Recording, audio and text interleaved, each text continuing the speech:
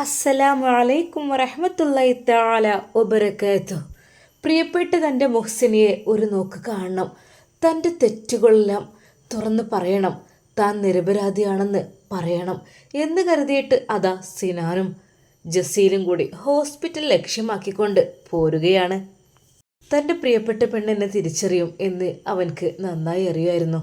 കാരണം ഞാനൊരു തെറ്റും ചെയ്യാത്തതാണ്, അവൾക്ക് എന്നെ അറിയാം. അതായിരുന്നു ജസീലിനോട് അവൻ പറഞ്ഞിരുന്നത്. എടാ പോയി നോക്കാം, നമുക്ക് എന്തൊക്കെ തന്നെയാലും സത്യം വിജയിക്കുമല്ലോ. തൻ്റെ പ്രിയപ്പെട്ട പെണ്ണ് അനസ്തേഷ്യയിൽ മയങ്ങിക്കിടക്കുകയായിരിക്കും. അവളുടെ ശരീരത്തിൽ നിന്ന് എന്തൊക്കെയോ നീക്കം ചെയ്യുന്നുണ്ടാകും. സിനാൻ അതെല്ലാം ഓർത്ത് ഹൃദയം വല്ലാതെ പിടച്ചു. എടാ ജസീലെ, എൻ്റെ പെണ്ണിപ്പോൾ അബോധാവസ്ഥയിൽ, അവൾ എന്തെങ്കിലുമൊക്കെ അവർ ചെയ്യുന്നുണ്ടാവും. എടാ സാരല്ല, അങ്ങനെ എത്രയെത്ര വലിയ വലിയ മേജർ ഓപ്പറേഷനുകൾ നടക്കുന്നു, ഇത് അത്രയൊന്നുമില്ലല്ലോ. എങ്കിലും എനിക്കറിയില്ല, കുടലിനുള്ളിൽ എന്തൊക്കെ പറ്റി പിടിച്ചിട്ടുണ്ട്, അതൊക്കെയാണല്ലോ അളിയൻ പറഞ്ഞത്. അതൊന്നും സാരല്ലടാ, അതൊക്കെ പെട്ടെന്ന് ക്ലിയർ ആക്കാനല്ലേ. എന്നിട്ട് ഇൻഷാ അല്ലാ നിങ്ങൾക്ക് രണ്ടുപേർക്കും നല്ലൊരു ജീവിതം തുടങ്ങാം.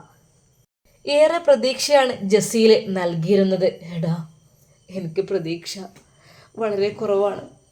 എന്ത് നീ ഇങ്ങനെ പറയുന്നത്? അങ്ങനെ അപ്പോൾ തന്നെ പറയാൻ പാടുണ്ടോ? അല്ല, അത് അവന് എൻ്റെ അളിയൻ എന്നോട് കാര്യങ്ങളൊക്കെ പറഞ്ഞിട്ടുണ്ട്. അത് ഹേയ് അതൊന്നും സാരല്ല, അവിടെ എത്തുമ്പോഴേ കാര്യങ്ങളൊക്കെ ഞാനങ്ങ് അവതരിപ്പിച്ചുകൊണ്ട് അപ്പം അങ്ങ് ക്ലിയർ ആയിക്കോളും. എല്ലാവർക്കും അത് മനസ്സറിഞ്ഞ് പൊരുത്തപ്പെട്ടൊക്കെ തന്നോളും. ജസീൽ അവനെ ആശ്വസിപ്പിച്ചു. അതാടാ അവിടെ, ഇനി വലതുഭാഗത്തുള്ള റോട്ടിന് അവിടെയാണ് ഹോസ്പിറ്റൽ. അവർ ട്രെയിനിറങ്ങി ഓട്ടോ വിളിച്ച് അതാ ആ ഹോസ്പിറ്റൽ ലക്ഷ്യമാക്കി പോകുന്നു. ആ ദാ ഇവിടെ നിർത്തിയാൽ മതി. ആ ഓക്കെ. ഓട്ടോക്ക് ചാർജ് ജസീലാണ് കൊടുത്തത്. സിനാൻ പറഞ്ഞു, ഹേയ് വേണ്ടടാ, ദാ ഗൂഗിൾ പേ ഉണ്ടല്ലോ. ഏയ് അതിനെന്താ, നീ പോയാലും ഞാൻ പോയാലും ഒക്കെ ഒന്ന് തന്നെയല്ലേ നമ്മളൊക്കെ. ആ വലിയ ഹോസ്പിറ്റലിന് മുമ്പായിട്ട് ആ സെക്യൂരിറ്റികൾ, അതെ തന്നെ അന്ന് അവിടെ നിന്ന് ആട്ടിപ്പറഞ്ഞയച്ച സെക്യൂരിറ്റികൾ, ശരിക്കും സിനാൻ അവരുടെ മുന്നിലൂടെ നടന്നു പോകുമ്പോൾ എന്തൊക്കെ തന്നെയാലും അവർക്ക് അറിയുന്ന ആളായാൽ എങ്ങോട്ടാണെന്ന് ചോദിക്കും. അതുകൊണ്ട് തന്നെ സിനാന് അല്പം തല താഴ്ത്തി മറച്ചു പിടിച്ചാണ് പോന്നത്. ജസീൽ ചോദിച്ചു, എന്താടാ? അവർ അന്ന് എന്നെ ഏയ് എന്ന് കരുതിയിട്ട് നമ്മൾ ഭീരുക്കളാവാൻ പാടുണ്ടോ? നമ്മൾ എന്തെങ്കിലും തെറ്റ് ചെയ്തിട്ടുണ്ടെങ്കിൽ കുഴപ്പമില്ല, ചെയ്യാത്ത തെറ്റിന് ഇങ്ങനെ ആകണേ എനിക്ക് താല്പര്യമില്ല കേട്ടോ. അങ്ങനെ ഏതായാലും ആ ഗേറ്റ് കടന്ന് അവരതാ ഹോസ്പിറ്റൽ ലക്ഷ്യമാക്കി പോകുകയാണ്. സിനാനും ജസീലും കടന്നു വരുന്നത് എങ്ങനെയൊക്കെയോ അവർ അറിഞ്ഞിട്ടുണ്ടെന്ന് തോന്നുന്നു. പെട്ടെന്ന് അതാ മുഹ്സിനയുടെ ആങ്ങള അങ്ങോട്ട് കടന്നു വരുന്നു. എങ്ങോട്ടാ? എങ്ങോട്ടാ? എനിക്ക് മുഹ്സിയെ കാണണം. എന്തിന്? ഇനിയോളെ ഉപദ്രവിക്കാനോ? അല്ല, എനിക്ക് എൻ്റെ നിരപരാധിത്വം തെളിയിക്കാൻ വേണ്ടിയിട്ട്. നിരപരാധിത്വം? സ്വന്തം ഉമ്മ തന്നെ പറഞ്ഞു, ദയവായി നീ രംഗം വഷളാക്കാതെ പോ. എൻ്റെ പെങ്ങളെ അവിടെ നിന്ന് റൂമിൽ നിന്ന് വിട്ടിട്ടില്ല. അവളിപ്പോഴും അനസ്തേഷ്യയുടെ ആ മയക്കത്തിൽ തന്നെയാണ്. ഒരിക്കലും നിനക്ക് അവളെ കണ്ടാൽ തിരിച്ചറിയില്ല. അവൾക്ക് നിന്നെയും. ദയവായി നീ ഒന്ന് പോകുക. ഇനി അവൾ അടുക്കലേക്ക് നിൻ്റെ മുഖമായി വരരുത് നീ ഒരിക്കലും. എനിക്ക് ഇനി അവളെ സങ്കടപ്പെടുത്താനാവില്ല. സിനാന് അതെല്ലാം കേട്ട് ആകെ വിഷമിച്ചു. ജസീൽ പറഞ്ഞു, അല്ല സഹോദരൻ, നിങ്ങൾ എന്തീ പറയുന്നത്? ഈ കുട്ടിയുടെ ഇവൻ്റെ ഭാര്യയാണ് കിടക്കുന്നത്. അവൻ എത്ര വിഷമമുണ്ടാവും. അവൻ എൻ്റെ കൂടെയായിരുന്നു കുറച്ച് ദിവസം. എത്രമാത്രം സങ്കടപ്പെട്ടെന്ന് എനിക്കേ അറിയുള്ളൂ. ഏയ് നിങ്ങൾ ആളെ കൂട്ടി വന്ന് പ്രശ്നമാക്കേണ്ട ആവശ്യമൊന്നുമില്ല. എൻ്റെ പെങ്ങളെ കാര്യം ദാ ഞാൻ അതുകൊണ്ട് ഒഴിവാക്കി തരാം. ഒരിക്കലും നിങ്ങളെ കൂടെ ജീവിക്കുന്ന പ്രശ്നമല്ല. ദയവായി വെറുതെ ആൾക്കാരെ കൂട്ടി പ്രശ്നം ഉണ്ടാക്കേണ്ട. ഒരിക്കലും ഞാൻ ആഗ്രഹിക്കണില്ല, എനിക്കതിനോട് താല്പര്യമില്ല. അതുകൊണ്ട് നല്ല രീതിയിലാണ്ട് ബന്ധം ഒഴിവാകുക, അതിനാണ് ഇപ്പോൾ എനിക്ക് താല്പര്യം. അതിന് വേണ്ടിയിട്ടാണ് ഞാൻ നടക്കുന്നത്. ഇക്കാക്ക പ്ലീസ്, എനിക്ക് എൻ്റെ മുഹ്സിനെ തിരിച്ചു തരണം പ്ലീസ്. എടാ സിനാനെ, എനിക്ക് നിന്നോട് സ്നേഹം ഉണ്ടായിരുന്നു, അനുകമ്പ ഉണ്ടായിരുന്നു, എല്ലാം ഉണ്ടായിരുന്നു. പക്ഷേ ഈ നിമിഷം എൻ്റെ ആ പെണ്ണ്, എൻ്റെ പെങ്ങൾക്കുട്ടി ആ ഒരു ICUവിലും ഓപ്പറേഷൻ തിയേറ്ററിലും കിടക്കാനൊക്കെ കാരണക്കാരന് നീയാണ്. അപ്പോൾ ഇനി അവൾക്ക് ഇതല്ല, ഇതിൻ്റെ അപ്പുറത്തേക്കായിട്ടുള്ളത് ശിക്ഷ വരാൻ ചാൻസ് ഉണ്ട്. അതുകൊണ്ട് എനിക്ക് പറയാനുള്ളത്, ദയവായി ഒഴിഞ്ഞു പോകണം. എൻ്റെ പെങ്ങളെ ഒരിക്കലും കാണാൻ അനുവദിക്കില്ല. ഹേയ് അങ്ങനെയങ്ങ് പറഞ്ഞാലോ, അതെൻ്റെ പെണ്ണുകൂടിയാണ്. സിനാന് അയാളോട് കയർത്ത് സംസാരിക്കുന്നു. എൻ്റെ പെണ്ണാണ്, ഞാൻ നിക്കാഹ് കഴിച്ച പെണ്ണാണ്, എനിക്ക് അവളെ കാണാതിരിക്കാൻ കഴിയില്ല. സിനാനെ അതാ ധൈര്യത്തോടു കൂടി മുന്നോട്ട് ചെല്ലുന്നു. സിനാനെ പറഞ്ഞത് കേൾക്ക്, നീ ദയവായി ഹോസ്പിറ്റൽ വിട്ട് പോകണം. എൻ്റെ പെങ്ങളെ ഇനിയെങ്കിലും ഒന്ന് ബാക്കി വെച്ചേക്കണം. എന്തിനു വേണ്ടിയിട്ടാണ്? ഇനിയും കൊല്ലാൻ വേണ്ടിയിട്ടാണോ വരുന്നത്? നിങ്ങൾക്ക് മനസ്സിലാകില്ലക്ക എൻ്റെ വേദന. എനിക്കെല്ലാം മനസ്സിലായിക്കണ്, ഇതുവരെ മനസ്സിലാക്കി തന്നല്ലോ നീയെ.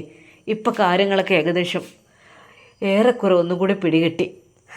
ഉമ്മയും മോനും എല്ലാവരും കൂടി ഒരു നാടകം കളിക്കൽ, മറ്റൊരു പെണ്ണിനെ കൊണ്ടുപോയി പാർപ്പിക്കൽ, എന്തൊക്കെയാണ് ഇതിന് ഞാൻ പറയൽ? ഇതിൻ്റെ പേരൊക്കെ എന്താണ്? നിങ്ങൾക്ക് എന്ത് മനുഷ്യന്മാരാണ്? എനിക്ക് മുഹ്സിയെ കാണാതെ ഞാൻ പോവില്ല. സിനാനും വാശി പിടിച്ച് നിന്നു. അവനതാ നേരെ ഹോസ്പിറ്റലിൻ്റെ ആ ഒരു ഓപ്പറേഷൻ തിയേറ്ററിൻ്റെ ആ ഭാഗത്തേക്ക് കടന്നു ചെല്ലുന്നു. സിനാൻ വരുന്നത് മോൾട്ടിയും ഉപ്പയും കണ്ടു. ഉപ്പ, അതാ സിന് വരുന്നത്. അല്ല, മോനെ എവിടെയായിരുന്നു? ഉപ്പാക്ക് മോനെ കണ്ടപ്പോൾ, മോനെ നീ എന്തിനാടാ വന്നത്? ഉപ്പാൻ്റെ കുട്ടി എവിടെയായിരുന്നു? ഉപ്പ, ഞാൻ എൻ്റെ ഫ്രണ്ട് ജസീലിൻ്റെ കൂടെ പോയതായിരുന്നു. ഓ, എന്തൊക്കെയാണ് പറഞ്ഞ് പരത്തിയതിപ്പോൾ എല്ലാവരും. നീ ടൂറ് പോയി മുങ്ങി, ഇവിടുന്ന് ഓളെങ്ങനെ കൊല്ലാക്കൊല്ല ചെയ്തിട്ടുള്ളൂ മുങ്ങി, അങ്ങനെയൊക്കെ പറഞ്ഞ് പേര് ഇതുവരെ ഞാൻ സഹിക്കില്ലണ്ട. എന്തിനാ എൻ്റെ കുട്ടി ഇങ്ങോട്ട് വന്നത് ആവശ്യമില്ലാതെ? ഉപ്പ, എനിക്ക് മുഹ്സിയെ കാണണം. പൊന്നു മോനെ, എന്നോട് അല്പമെങ്കിലും സ്നേഹം ഉണ്ടായിട്ടാണ് ഞാൻ പറയണത്. പന കുട്ടി പോയിക്കോ, പന കുട്ടി ചെല്ലേ. ഒരിക്കലും ഇതിനെക്കുറിച്ച് ഞാൻ ആലോചിക്കണ്ട. ഉപ്പ, നിങ്ങളെങ്കിലും എന്നോട് കുറച്ച് സ്നേഹമുണ്ട് ഞാൻ വിചാരിച്ചിരുന്നു. പക്ഷെ ഉപ്പ എന്താ എന്നോട് ഇങ്ങനെ ഇപ്പോൾ പെരുമാറുന്നത്? മോനെ, രംഗം വളരെയധികം മോശമാണ്. നിനക്ക് ഈ ലെവൽക്ക് നിൻ്റെ തടി ബാക്കിയാക്കണമെന്നുണ്ടെങ്കിൽ നീ പോയിക്കോ, അല്ലെങ്കിൽ നിന്നെ വെച്ചേക്കില്ല കേട്ടോ. ഓല അളിയന് ആൾക്കാരിറക്കും, അതെനിക്ക് ഉറപ്പുണ്ട്. ദയവായി എൻ്റെ സിനോന് പോ, സിനു പോ. ഉപ്പ അതാ പറയുന്നു.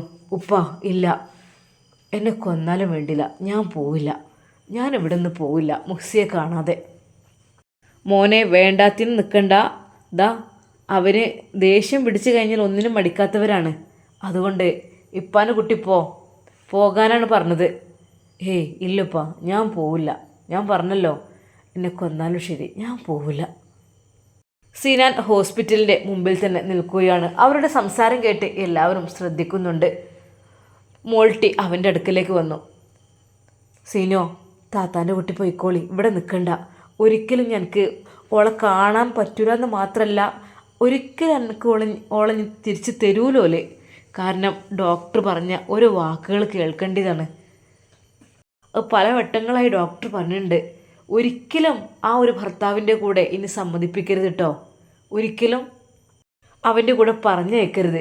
അത്രക്കും നീചനായ, അത്രക്കും വലിയ തെറ്റാണ് അവൻ ചെയ്തിട്ടുള്ളത്. അങ്ങനെയൊക്കെയാണ് പറയണത്. എന്താ ഇനി നിൻ്റെ മുമ്പൊന്ന് നിനക്കത് കേൾക്കണോ? പൊന്നു മോനെ, ചെല്ല്, എൻ്റെ സീന് പോയിക്കോ. അനക്കുണ്ടല്ലോ ഒരാളവിടെ, ഷാഹിന, അത് മതി എനിക്ക്. അതന്നെ നല്ലത്. എൻ്റെ ഓരോ കാട്ടിക്കൂട്ടലും കാര്യങ്ങളും ഈ ഉമ്മയും കണക്കന്നെ. എനിക്ക് നിങ്ങൾ രണ്ടാളും വിശ്വാസം പോരാ. മോൾട്ടി അത് പറഞ്ഞ് മിണ്ടാതെ നിന്നു. ഇത്താത്ത, ഞാൻ പോവില്ല ഒരിക്കലും. ഞാൻ മുഹ്സിയെ കണ്ടിട്ടേ പോവുള്ളൂ. അത് ഞാൻ തീരുമാനിച്ചുറപ്പിച്ചാണ്. എടാ ജസീലേ, നിനക്ക് നേരം വൈകുന്നുണ്ടെങ്കിൽ നീ പോയിക്കോ. എടാ, നീ അവളെപ്പോഴാണ് പുറത്തിറക്കുക? പെട്ടെന്ന് സിനാനദാ അവിടെ കണ്ട ഒരു സിസ്റ്ററിൻ്റെ അടുക്കലേക്ക്, സിസ്റ്റർ, ഇവിടെ ഇപ്പോൾ ഓപ്പറേഷത്തിന് കയറ്റിയ ആളൊക്കെ മുഹ്സിന എന്ന പേരുള്ള പേഷ്യൻറ്റിനെ എപ്പോഴാണ് പുറത്തിറക്കുക? അനസ്തേഷ്യ തെളിഞ്ഞിട്ടില്ലല്ലോ. തെളിഞ്ഞ് കുറച്ച് കഴിഞ്ഞിട്ടേ പറ്റുള്ളൂ. കാരണം ഇത് കുറച്ചൊരു മേജറായിട്ടുള്ളതാണ്. അതുകൊണ്ട് അല്പം ടൈം എടുക്കുമായിരിക്കും. ആ ശരി, താങ്ക് യു. അങ്ങനെ അതാ സിനാന് നേരെ ജസീലിനോട് പറയുന്നു. ജസീലേ, എടാ നീ പോയിക്കോ, ഞാൻ വരാം.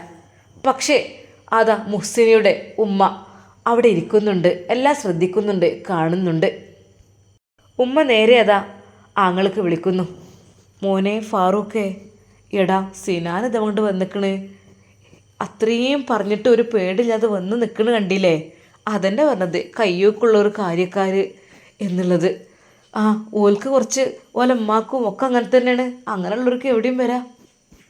ഉമ്മാൻ്റെ കുട്ടി എന്തെങ്കിലും ഒന്ന് ചെയ്യും മോനെ, അല്ലെങ്കിൽ നമ്മളെ പെണ്ണിൻ്റെ മനസ്സ് ഇനിയും മാറ്റും.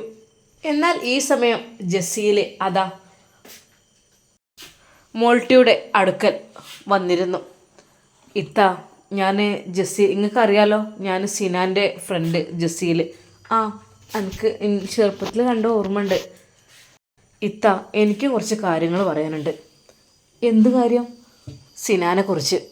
അതെ, സിനാന് ഒരു തെറ്റും ചെയ്യാതെ നിരപരാധിയാണ്. അതുകൊണ്ട് ഓൻ്റെ ഭാഗം എനിക്ക് ക്ലിയർ ആക്കണം, എൻ്റെ സുഹൃത്ത് എന്നുള്ള നിലക്ക്. അവനക്കൊട്ടും താല്പര്യമില്ല അവൻ്റെ ഭാര്യയെ പിരിയാൻ. ഓൽക്കൊരുമിച്ച് ജീവിക്കണം, അതാണ് താല്പര്യം. നിങ്ങളെല്ലാവരും കൂടി എന്തിനാ ഇനിയിപ്പോൾ വേണ്ടാത്തിന് നിൽക്കുന്നത്? ജസീലെ മോനെ, നിനക്കറിയില്ല മോനെ, ഒരുപാട് സംഭവങ്ങൾ നടന്നതാണ്. ഇനിയിപ്പോൾ ഓള് രക്ഷപ്പെട്ടോട്ടെ, അതാണ് എൻ്റെ അഭിപ്രായം. പിന്നെ എന്ന് വെച്ചാൽ എൻ്റെ സിനാൻ്റെ കാര്യത്തിന് മാത്രമല്ല, എൻ്റെ വീട്ടിലേക്ക് കൊണ്ടുവന്നാലും ഓളെ സ്ഥിതി അങ്ങനെ തന്നെയാണ്. ആ കുട്ടി ഒരുപാട് ജോലി ചെയ്യുക അങ്ങനെയൊക്കെ നല്ലത്, ഓൾക്കൊരു പരിഗണനയില്ല. അതുകൊണ്ട് ഓള് ഡൈവേഴ്സ് ചെയ്തോട്ടെ എന്നാണ് എൻ്റെ അഭിപ്രായം. അതായത് ഓൾക്ക് നല്ലൊരു ബന്ധം കിട്ടട്ടെ. എൻ്റെ വീട്ടിലേക്ക് ഒരിക്കലും ആ കുട്ടിനെ ഇനി കഷ്ടപ്പെടുത്താൻ കൊണ്ടുപോകണ്ടെന്നാണ് എൻ്റെ അഭിപ്രായം. ഇത്ത, ഒന്നുമില്ലെങ്കിൽ അവരുടെ മനസ്സ് നിങ്ങൾക്കൊന്ന് ആലോചിച്ചൂടെ? സിനാന് എത്ര കരഞ്ഞു എന്നറിയോ? ആ, സിനാന് കരയല്ലോ, 1.5 മാസമല്ലേ ഓളോട് വിളിക്കാതും പറയാതൊക്കെ നിന്നേണ്ടത്. ആ, അതൊക്കെ അനുഭവിക്കട്ടെ ഓനും. എനിക്ക് ഓനെ ഇഷ്ടമല്ല, ഉമ്മാനെ ഇഷ്ടമല്ല. എൻ്റെ ഉമ്മയാണ് എൻ്റെ ആങ്ങളാണ്, പക്ഷേ ഓലെ മനസ്സൊക്കെ വേറെയാണ്. ഇത്ത, അങ്ങനെ പറയരുത് നിങ്ങൾ. സിനാൻ നിങ്ങളെ ആങ്ങളായിട്ട് പോലും, ആങ്ങളെയല്ല സ്വന്തം ഉമ്മാൻ്റെ സ്വഭാവം ആയിട്ട് എനിക്ക് ഇഷ്ടമല്ലല്ലോ. പൊന്നു മോനെ, ഈ കാര്യത്തിൽ ഈ ഇടപെടണ്ട. ഓല് ഡൈവേഴ്സ് കൊടുത്തിട്ട് ഓല് സ്വസ്ഥമായി ജീവിച്ചോട്ടെ. ആ കുട്ടിനെ ഓല് വേറെ കെട്ടിച്ചോട്ടെ, അതായിരിക്കും നല്ലത്. അല്ലാതെ ഒരിക്കലും എൻ്റെ വീട്ടിലേക്ക് ഹേയ് അത് വേണ്ട, അത് നടക്കൂല. മോൾട്ടിയും തീർത്ത് പറഞ്ഞു. ഇത്ത, നിങ്ങളെങ്കിലും മനസ്സിലാക്കുമെന്ന് വിചാരിച്ചിരുന്നു. ഓൻ പറഞ്ഞിരുന്നു എൻ്റെ പെങ്ങളോട് പറഞ്ഞ കാര്യങ്ങളൊക്കെ ശരിയാവും എന്നുള്ളത്. എന്താ മോനെ നീ പറയണത്? എനിക്കൊന്നും ഇതിൽ ഒരു റോളും ഇല്ല. ഓരോ ഇഷ്ടം പോലൊക്കെ ഓരോന്ന് കാട്ടിക്കൂട്ടുക. ഞാൻ ഓരോ കല്യാണത്തിൻ്റെ സമയത്തും ഇവിടെ ഇല്ല, ഒന്നിനും ഇവിടെ ഇല്ല. ഞാൻ അവിടെ ആയിരുന്നു. 2 ആഴ്ചക്കുള്ളിൽ ഇൻഷാ അല്ലാഹ് ഞാൻ പോവും. അല്ലാതെ ഇവിടുത്തെ ഈ ഇടങ്ങാറൊന്നും കണ്ട് സഹിച്ചിരിക്കാൻ കഴിയൂല. ആ കുട്ടീൻ്റെ കൈ കാണിച്ചതും ആ കുട്ടിക്ക് എന്തേ മരുന്ന് കൊടുത്തതൊക്കെ ആലോചിച്ച് നോക്കുമ്പോൾ ആരെങ്കിലും വിടുമോ? നിൻ്റെ പെങ്ങൾ അങ്ങനെ ചെയ്യുമ്പോൾ ആരെങ്കിലും അങ്ങനെ വിടുമോ? ഒന്ന് ചിന്തിച്ച് നോക്കിയാൽ മനസ്സിലാവൂലേ? ഇത്ത, അതങ്ങനെ അവനല്ലല്ലോ അതിലൊന്നും. എന്തൊക്കെ തന്നെയായാലും അവനും ഉമ്മയൊക്കെ കണക്ക് തന്നെയാണ്. ആരാ എന്താ ഏതെപ്പോഴും തെളിഞ്ഞിട്ടില്ലല്ലോ. അവൻ പറയും ഉമ്മയാണ്, ഉമ്മ പറയും ഓനാണ്. ഏതാ വിശ്വസിക്കുക? ഓന് തെളിയിച്ച് പറഞ്ഞിട്ടൊന്നുമില്ല. ഓന് ഉമ്മാനെ രക്ഷിക്കാൻ വേണ്ടിയിട്ടാണോ എന്തോ അറിയില്ല.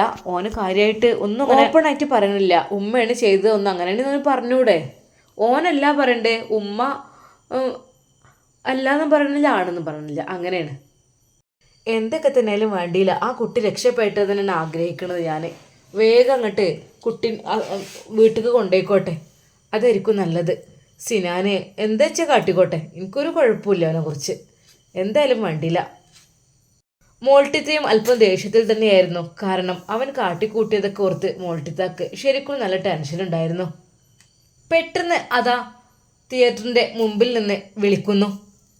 അതെ, മുഹ്സിനാൻ്റെ കൂടെയുള്ളവരാരാ? സിനാൻ അവിടെ തൊട്ടടുത്ത് തന്നെ ഉണ്ടായിരുന്നു. ആ അതെ, മുഹ്സിന എങ്ങനെയുണ്ട്? മുഹ്സിനയ്ക്ക് അനസ്തേഷ്യ തെളിഞ്ഞിട്ടൊന്നുമില്ല, പക്ഷേ ജസ്റ്റ് കാണുന്നുണ്ടെന്നിങ്ങനെ നിങ്ങൾക്കൊന്ന് കാണാം. നിങ്ങൾ ആരാണ്? ഞാൻ അവളുടെ ഹസ്ബൻഡാണ്. ഹസ്ബൻഡോ?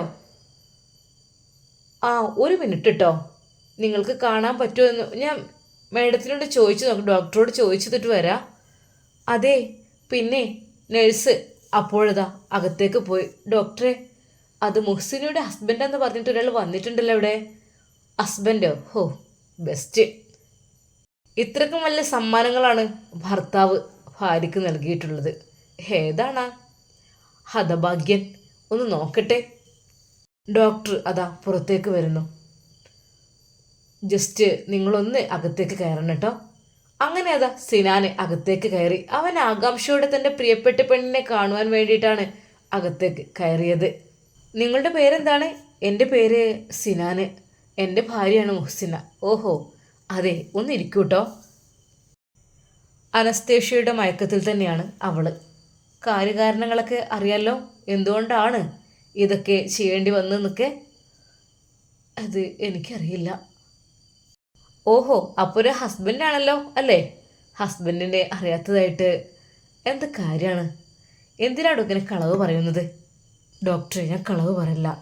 എനിക്ക് ഇതിനെക്കുറിച്ചൊന്നും അറിയില്ല. ഓഹോ, ഇത്രയ്ക്കും വലിയ സൈഡ് എഫക്റ്റുള്ള മെഡിസിനും കാര്യങ്ങളും കൊടുക്കുമ്പോഴൊന്നും അറിയില്ലായിരിക്കും അല്ലേ? അത് ഞാനല്ല. ആഹാ, നിങ്ങളല്ലാന്നോ? ഇതിന് പ്രേരിപ്പിച്ചെന്നാണല്ലോ പറഞ്ഞത്. ഡോക്ടർ, നിങ്ങൾ എന്തൊക്കെയാണ് ഈ പറയുന്നത്? നോ, എനിക്കൊരാളുടെയും കളവ് കേൾക്കേണ്ട ആവശ്യമില്ല. എനിക്ക് ഡ്യൂട്ടി ഉണ്ട്. ഓക്കെ. എന്നാലും മുഹ്സിനയുടെ ഭർത്താവ് എന്ന പേരുള്ള ആളെ ഒന്ന് കാണാൻ കഴിഞ്ഞതിനും വലിയ സന്തോഷം കേട്ടോ. അതെ, ഒരിക്കലും നിങ്ങൾ ആ പെണ്ണിനെ കാണുവാൻ അവകാശമില്ല നിങ്ങൾക്ക്. അതായത് കുട്ടി മരിച്ച് ജീവിച്ചു എന്ന് തന്നെ വേണമെങ്കിൽ പറയാം.